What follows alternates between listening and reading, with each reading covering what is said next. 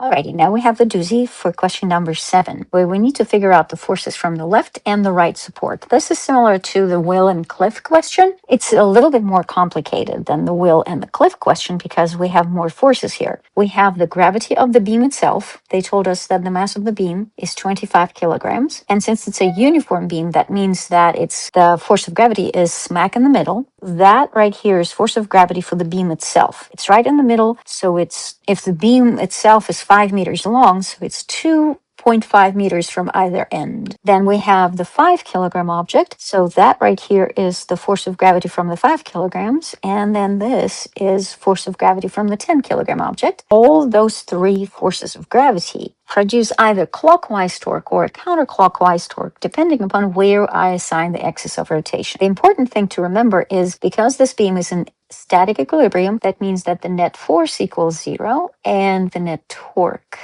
equals 0. Both forces are balanced and the torques are balanced. So counterclockwise torque and clockwise torque should be equal to each other, balancing each other out. I'm going to start with net force being 0. So I have 3 downward forces, all forces of gravity. 5 times 9.8 plus 25 times 9.8 plus 10 times 9.8. So altogether, that's going to be 40 times 9.8, which is 392 newtons. Those are the downward forces, and the downward forces should be equal to the 2 upward forces, and the 2 upward forces come from the left support and the right support. So right support and left support together end up giving me 392 newtons of force. The problem is, I don't know if they're equal to each other. Can I just divide by 2 or not? I'm not going to assume anything. I drew them as if the one on the right is a little longer than the one on the left, and this is just a guess. Because I have 2 variables and only one equation, this is not solvable. So the rescue comes our understanding that net torque is also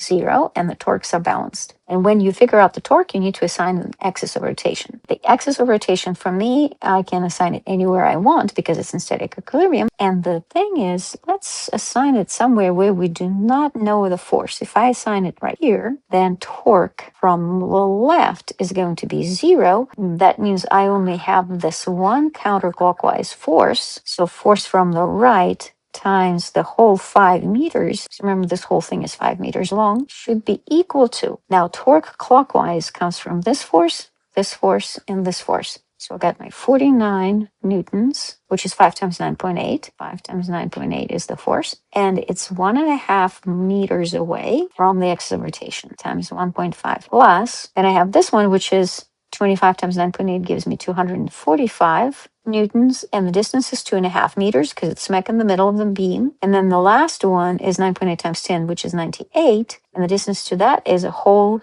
3 meters. When you plug that all into your calculator, you're going to have 980, and that's newtons times meters because that is our clockwise torque. So counterclockwise torque equals clockwise torque. Then force from the right is going to be 980 divided by 5, which is 196 newtons. And lo and behold, it actually equals the other force because force from the left is then going to be 392 minus 196, going to be 196 newtons. So actually, if I were to draw this correctly, now mind you, if you remember Will and Cliff, their forces were not equal to each other. So this is a little bit misleading. Don't just jump to the conclusion that you can divide this by 2 and be done with that. That would be a misconception. All right, there you go.